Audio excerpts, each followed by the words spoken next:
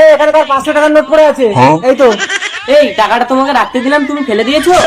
দাঁড়া দাঁড়া, না না, টাকাটা আমার ব্যাগ থেকেই পড়েছে। এই যে সুযোগ পেলেই পরের জিনিসে ভাগ বসিয়ে দিতে হয় না?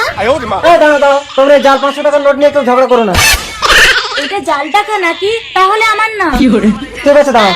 ভাই এই, সত্যি কথা বলে জাল 500 টাকার নোট কার? আরে দিদি তো বলছে টাকাটা ওনার ব্যাগ থেকেই পড়েছে। আরে দিদি তো বলছে দিদির ব্যাগ থেকে পড়েনি। সত্যি কথা বলবি, এই জাল নোটের কারবার কে করে? আমি কিন্তু পুলিশকে ডাকবো বলে দিচ্ছি। হয়েছে তো, কেউ কোনো জিনিস পেলেই তো আমার করতে থাকে। এবার খেলা সামলাও। বাবু আর কোনো জিনিস আমার করবো না। ও দাদা আমাকে ক্ষমা করে দাও, আমাকে যেতে দাও। ঠিক আছে, তাহলে আর কোনো দিন কোনো জিনিস আমার করবি না তো? না। আমার করলে কিন্তু কেস খাবি। যা। ওটা দাও। কেন, এটা কার? আমার। ভাই এই, তুই এক্ষুনি বললি কোনো জিনিস আমার করবি না, আবার বলছিস এটা তোর। ওটা তো আমার ভালোবাসা। কোনো জিনিসই কারণ আরে ভাই। ও স্বামী, তুমি আমার বাস থেকে 500 টাকার নোট বের করে এনে আর এদেরকে ম্যাজিক খেলা দেখাচ্ছ? আসলে এটা আমারই টাকা, একদম আসল। এটা ফেলে দিয়ে পরীক্ষা করে দেখছিলাম টাকার জন্য মানুষ কতটা নিচে নামতে পারে। এই চলো, টাকা দেখলেই কি আমার করতে হয়? আসুন দাদা,